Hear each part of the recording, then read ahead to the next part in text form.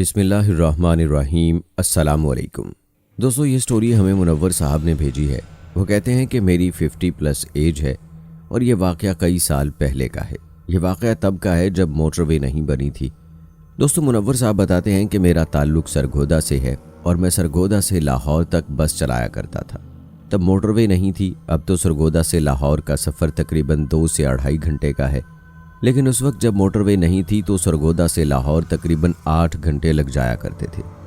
मैं एक बस चलाया करता था। रोज़ मेरा एक फेरा सरगोदा से लाहौर का होता था और लाहौर से सरगोदा वापस। और इसी दौरान मेरी ज़िंदगी में एक ऐसा वाक़या पेश आया जो मुझे आज तक याद है और वो बहुत खौफनाक था। यह मैंने आज से पहले कभी किसी से शेयर नहीं किया। आप पहले हैं जिसके चैनल पर अपनी ये स्टोरी शेयर कर रहा हूँ, क्योंकि मुझे लगता है कि आप पॉइंट टू पॉइंट वैसे ही बताएंगे जिस तरह मेरी आप बीती है। मुनव्वर साहब आगे बताते हैं कि हम दोनों ड्राइवर एक बस में हुआ करते थे। मालिक की 2 बसें थीं जो कि नॉन एसी थी। उस टाइम नॉन एसी बसें चला करती थीं। तो जो पहला ड्राइवर था वो सुबह फजर के टाइम अपने पहले फेरे के लिए निकलता और वो रात को आकर बस मेरे हैंड ओवर कर दिया करता था। और मेरा काम ये था कि मैं रात को 10 बजे का टाइम था मेरा, जब मैं उस बस को लेकर लाहौर के लिए रवाना हुआ करता था।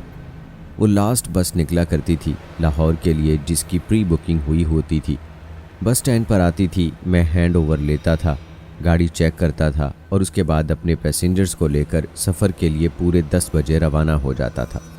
कभी ऐसा भी होता था कि बस फुल भरी नहीं होती थी, तो हम ऐसा भी करते थे कि हम रास्ते से जो गाँव लगते थे वहाँ से भी लाहौर की कुछ सवारियाँ उठा लिया करते थे। जैसा कि आपको मालूम है सरगोदा से लाहौर के बीच में कितने गांव और शहर पड़ते हैं। तो एक रात ऐसे ही मैं अपने सफ़र के लिए रेडी था। मेरी बस में ज़्यादा पैसेंजर नहीं थे, टाइम के पाबंद थे। पूरे 10 बजे मैंने बस अड्डे से निकाल दी। तो मैं यहाँ बताना चाहूँगा कि मेरा जो साथी ड्राइवर है वो पहले मेरी जगह नाइट ड्यूटी किया करता था, यानी कि वो 10 बजे वाला टाइम सरगोदा से लाहौर ले जाया करता था। सुबह के टाइम मैं गाड़ी चलाया करता था। फिर न जाने उसके साथ कुछ ऐसा पुरस्रार वाक़या हुआ जो उसने कभी किसी से डिस्कस नहीं किया, लेकिन इस वजह से वो बहुत डर गया था और उसने अपनी ड्यूटी चेंज करवाई। वो बात खुलकर नहीं बताता था, लेकिन सिर्फ ये कहता था कि रात को बस चलाते हो तो ख्याल किया करो, रास्ते से जो तुम पैसेंजर उठाया करो छानबीन करके उठाया करो, क्योंकि रात का वक्त होता है और सरगोदा से लाहौर में न जाने कितने जंगल और खेत खलियान पड़ते हैं। कहीं सन्नाटेदार रोड जिन पर बस घंटों चलती है, तो ऐसे कई रास्ते में पड़ते थे। तुम अपना ख्याल रखा करो और दुआएं कलमात पढ़कर अपने ऊपर फूंक लिया करो। बस वो इतनी मुझे ताकीद किया करता था। बहरहाल वक्त गुजरता गया और एक दिन मामूल के हिसाब से वो अपना फेरा लेकर जब सरगोदा पहुंचा तो मैंने अपनी बस चेक की, प्रॉपर ऑयल पानी वगैरह उसका चेक किया और उसके बाद पूरे 10 बजे मैंने बस अड्डे से निकाल दी। अब जब तक शहर से बस नहीं निकली तब तक रास्ते में चीज़ें बेचने वाले, जैसे सुरमा बेचने वाले, माजून बेचने वाले, जैसे कि पुराने लोग अगर कोई मेरी स्टोरी सुन रहा हो तो तब ऐसे लोग बसों में चढ़ जाया करते थे जब तक शहर ख़त्म ना हो। और बिलाखिर मैं शहर से निकल गया। अब बीच में कहीं गांव थे और रात का वक्त था, सर्दियों की रातें थीं, गाड़ी के शीशे बंद थे और गाड़ी सन्नाटेदार रोड पर चली जा रही थी। ये बताने में इतना खौफ ना आए शायद आपको, और ना ही मुझे उस टाइम आया करता था, क्योंकि मेरा काम था रात के वक्त गाड़ी चलाना। होता ये था कि गाड़ी चलती थी और जब शहर से बाहर निकल जाया करती थी तो ज़्यादातर लोग सो जाया करते थे, क्योंकि सर्दियों की रात थी और लोगों को जल्दी नींद आ जाती है। और मेरा एक तजर्बा है कि गाड़ी के झूलों की वजह से पैसेंजर्स को बहुत जल्दी नींद आ जाती है। हमें क्योंकि आदत थी तो अल्लाह का शुक्र है हमारा इन चीज़ों पर कंट्रोल है। तो जैसा कि मैंने बताया कि मेरी बस तकरीबन आधी खाली थी, ज़्यादातर लोग पीछे बैठे हुए थे। मेरे साथ मेरा एक हेल्पर था जो कि मेरी बड़ी इज़्ज़त किया करता था। अब हम चले जा रहे हैं। 2-3 घंटे का सफ़र गुजर चुका है और वीरानियाँ, वहशत, और काश अगर उस दौर का कोई बंदा मेरी स्टोरी सुन रहा हो तो वो इस चीज़ को एग्री करेगा कि उस टाइम सर्दियों के दिनों में लंबे सफ़र कितने खौफनाक हुआ करते थे, यानी कि दूर दूर तक न बंदा न बंदे की ज़ात। कई दफ़ा तो ऐसा होता था कि मैं चलती गाड़ी में ये सोचता था कि अगर खुदा न खास्ता मेरी गाड़ी यहाँ पंचर हो जाए या गाड़ी में कोई मसला आ जाए तो न जाने कौन आएगा मेरी हेल्प करने। उस दौर में ना हमारे पास फ़ोन हुआ करते थे, ना कोई और तरीका था किसी से कोऑर्डिनेशन करने का। बस अल्लाह के आसरे पे लंबे लंबे सफ़र करते थे। बहरहाल हम चलते जा रहे हैं और मेरी गाड़ी की हेडलाइट चूँकि रोड पर पड़ रही थी उस रोड पर जहाँ जहाँ तक मेरी गाड़ी की रोशनी पड़ रही थी वहाँ वहाँ तक मुझे साफ और क्लियर नज़र आ रहा था। उसके अलावा अगर आप राइट पे देखें या लेफ़्ट पे देखें आपको घुप अंधेरा, झाड़ियाँ और जंगल नज़र आएंगे। बहरहाल अब हम उस वीराने में चलते जा रहे हैं। जैसा कि मैंने पहले बताया कि हम यूज्ड टू थे। उस टाइम ना मेरे जहन में कोई ऐसी बात थी, कोई जिन जन्नात जैसी, बस अपना सफ़र काट रहे थे क्योंकि ये मेरा काम था और वो मैंने करना ही करना था। फिर चलते चलते बहुत दूर मुझे अपनी गाड़ी की रोशनी में, यानी कि बहुत हल्की रोशनी, जहाँ मेरी गाड़ी की रोशनी की रेंज ख़त्म हो रही थी, वहाँ पे मैंने देखा कि कुछ लेडीज़ खड़ी हुई हैं और उन्होंने वाइट कलर का अबाया पहना हुआ है। वो कहते हैं कि अगर आपने देखा हो केपी के साइड पे हमारी जो बहनें अबाया पहनती हैं, वो जो जाली होती है, आगे उस टाइप का अबाया था और वो पूरी उसमें ढकी हुई थी। अच्छा, तब मेरे दिमाग में ऐसी कोई बात नहीं थी। मैंने देखा कि वो दूर से ही हमारी गाड़ी को इशारा कर रही थी। मैंने मुड़ के पीछे देखा, मेरे साथ जो हेल्पर था वो पीछे वाली सीट पर सो चुका था और जब मैंने गाड़ी के अंदर वाले मिरर से देखा जहाँ से मुझे सब पैसेंजर नज़र आते थे, तब मैंने देखा कि तकरीबन सब लोग ही सो रहे थे। अब मुझे थोड़ा सा फील हुआ कि मैं अकेला जाग रहा था और गाड़ी चला रहा था। हालांकि मेरे साथ वाला जो मेरा हेल्पर है उसको सख्ती से मना था कि ड्राइवर के साथ सोना नहीं है, क्योंकि इस तरह फिर ड्राइवर को भी नींद आ जाती है। लेकिन वो बहुत अच्छा लड़का था तो मैं उसको तंग नहीं करता था, क्योंकि मेरी आदत थी कि मैं सफ़र के दौरान नहीं सोता था तो मैं उसको सोने देता था, क्योंकि उस काम के लिए उसकी इतनी कोई ख़ास सैलरी नहीं थी तो मैं उसे तंग नहीं करता था। बहरहाल वो लेडीज़ मुझे दूर से इशारा कर रही हैं। दोस्तों, वो बताते हैं कि ऐसा मेरे साथ कई बार हुआ कि लोग ऐसी वीरान जगहों पर भी गाड़ी रुकवा कर आगे का सफ़र करते थे, क्योंकि गांव बहुत दूर होते थे रोड से, तो लोग बस का इंतज़ार करने के लिए दूर दूर से गांव से पैदल चलकर मेन रोड तक आते थे। फिर हम वहां से उनको पिक कर लिया करते थे। लेकिन ये फर्स्ट टाइम था कि मुझे दूर से ही उनका इशारा करना बड़ा अजीब लगा, यानी कि मेरी हार्ट बीट तेज़ होना शुरू हो गई। मुझे अंदर से कुछ अजीब सी वाइब्स आने लगी। बहरहाल मैंने गाड़ी की स्पीड थोड़ी सी कम कर ली कि चलो देखो शायद कोई पैसेंजर हो। वो 5 औरतें थीं। जब मैंने गाड़ी उनके बहुत करीब कर ली तो मैंने गाड़ी रोक दी और जैसे ही मैंने गाड़ी रोकी तो इतने में मेरा कंडक्टर उठ गया। उसने उनसे पूछा, बीबी किधर जाना है? तो उन्होंने आगे से कोई जवाब नहीं दिया और गाड़ी में चढ़कर बैठ गई। खैर वो लेडीज़ थीं, ये भी क्या बोलता। और ये कोई नई बात नहीं थी कि क्योंकि लोग चुपचाप भी गाड़ी में बैठ जाया करते थे, क्योंकि हमारी गाड़ी के आगे बोर्ड लगा हुआ था लाहौर का और जिसको जहाँ जाना होता था वो उस हिसाब से बैठ जाया करता था। बहरहाल वो बस पर चढ़ा। अच्छा, अब यहाँ पे एक बात बताने वाली ये है कि मैंने नोट किया कि वो 5 अबाए वाली औरतें थीं और उनमें 4 औरतें ऐसी थीं जो मुझे दिखने में अच्छी खासी उम्र की लग रही थीं और बाकी एक जो थी वो हल्की उम्र की ही मालूम पड़ती थी, क्योंकि उनकी बॉडी लैंग्वेज से मैंने फील किया। और ऐसे वो उस लड़की को घेरा डालकर गाड़ी में चढ़ी हैं कि जैसे पता नहीं वो उसे अगवा करके ले जा रही हैं। उन्हें देखकर मुझे बड़ा अजीब लगा और मैं थोड़ा घबरा भी गया। यही बात मेरे कंडक्टर ने भी मुझे कही कि उस्ताद ये मामला कुछ गड़बड़ लगता है, क्योंकि वो लड़की ऊपर बस में नहीं चढ़ रही थी और उन 4 औरतों ने उसको ज़बरदस्ती बस में बैठाया और वो कुछ बोल नहीं रही थी। मेरे कंडक्टर ने फिर भी सुलह मारी, कहा बीबी जी खैर है। आगे से उन्होंने हाथ का इशारा करके उसे चुप करवा दिया। बहरहाल वो बस में पीछे जाकर बैठ गई। पैसेंजर सब सो रहे थे। कुछ पैसेंजर्स उठकर उनको देखने लगे।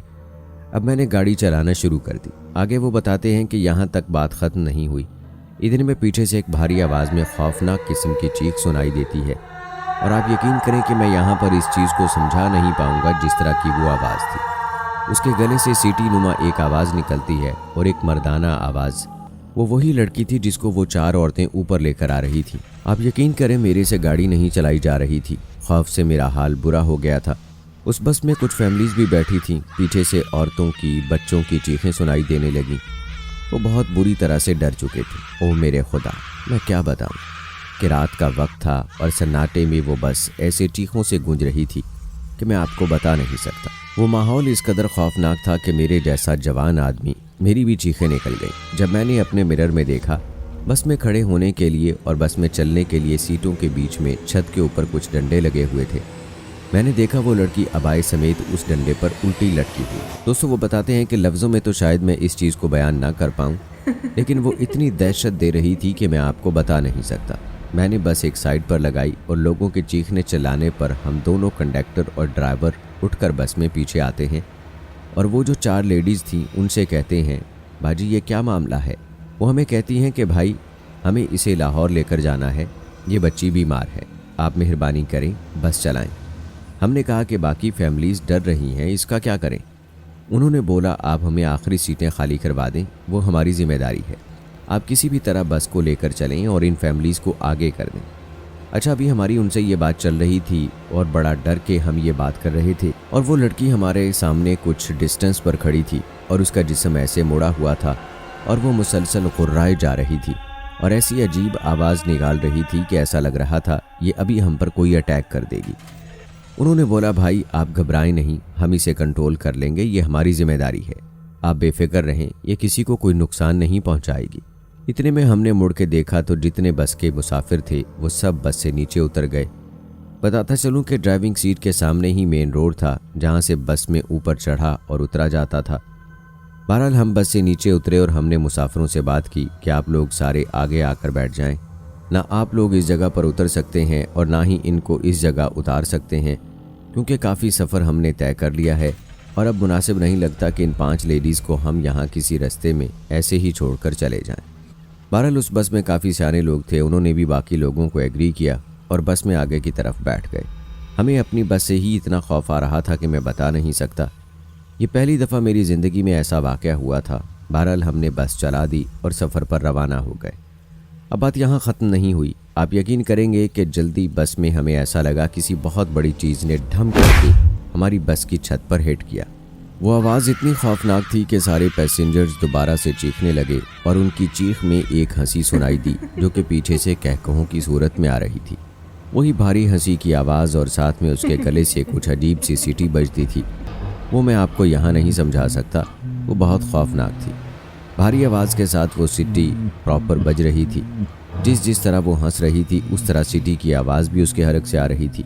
वो बहुत खौफनाक थी। अब जब वो बहुत ज़्यादा हंसने लगी तो सब खामोश हो गए और उसने कहा मुझे ले जा रहे हो ना, अब देखना तुम लोगों के साथ क्या होता है। मैंने उन्हें मना किया था कि मुझे नहीं जाना और ये लोग मुझे फिर भी ले जा रहे हैं।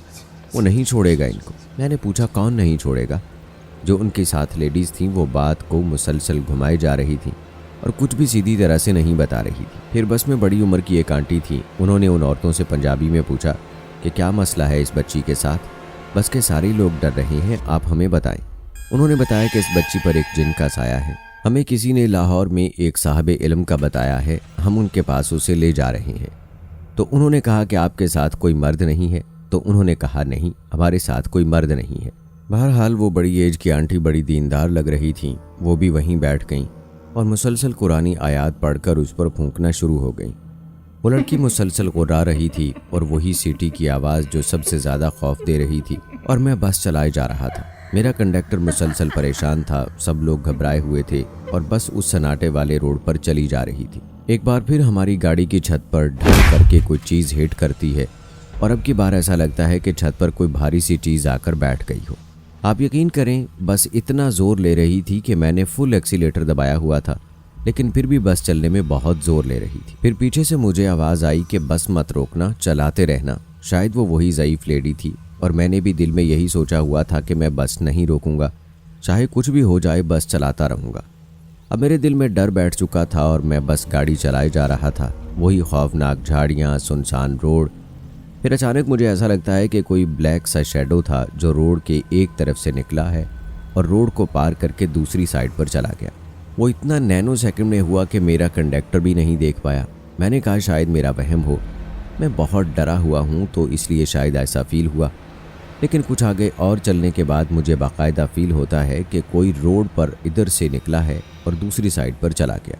अब सिचुएशन ये थी कि कोई हमें फॉलो कर रहा था जो उस लड़की पे हावी था। वो नहीं चाह रहा था कि हम उसको उस जगह पर लेकर जाएं। अब पूरी बस उसकी लपेट में आ चुकी थी और मुसलसल वो अपनी मौजूदगी का एहसास दिला रहा था। पीछे से वही कहकहों की आवाज़, वही खौफनाक कहकहों की आवाज़। कभी हमें ऐसा लगता कि बस के साइड से कोई ज़ोर से नॉक करता है। वो बस कभी एक साइड से बजती तो कभी दूसरी साइड से। अभी कुछ देर बाद एक गांव आने वाला था। मैं थोड़ा तसल्ली में था कि मैं कैसे भी उस गांव तक तो पहुंचूं कि अचानक आप यकीन करेंगे मेरी विंड स्क्रीन पे किसी ने भरा कीचड़ लाकर मेरी पूरी विंड स्क्रीन पर मारा। ना कोई शख्स था, ना कोई इंसान, ना कोई बंदा, ना बंदे की ज़ात। और वो कीचड़ न जाने किसने मेरी विंडस्क्रीन पर मारा। मेरी पूरी विंडस्क्रीन पर कीचड़ ही कीचड़ था। मुझे इमरजेंसी ब्रेक लगानी पड़ गई। अब ये मामला मेरी बस में बैठे सब लोगों ने देखा। वही पीछे से सीटी की आवाज़, हंसने की आवाज़, और सब लोग इतने डर के खामोश थे कि जैसे सबको सांप सूंघ गया हो। मैंने अपने कंडक्टर को कहा कि जल्दी से गंदे कपड़े लेकर आओ और विंड स्क्रीन पे मारो, हमें इसको साफ़ करना है और यहाँ से निकलना है। आप यकीन करेंगे कि उस बस से बाहर निकलकर उसकी विंड स्क्रीन साफ़ करना ऐसा था जैसे न जाने हम उस दरवाजे से बाहर निकलेंगे और हमारी मौत आ जाएगी। वो इतना खौफनाक माहौल था क्योंकि बस की खिड़कियां बंद थीं। लोगों ने डर की वजह से विंडो के आगे पर्दे भी किए हुए थे कि उन्हें बाहर का माहौल ना नजर आए। और हम दोनों अकेले बस से बाहर निकलते हैं, कुछ गंदे कपड़े लेकर विंडो साफ़ करने लगते हैं और हमें बहुत खौफ आ रहा था। उस वीराने में खड़ी वो बस, दूर दूर तक सन्नाटा और गुप अंधेरा, और इससे बड़ी बात यह कि हमारी बस में एक लड़की पर जिन हावी है।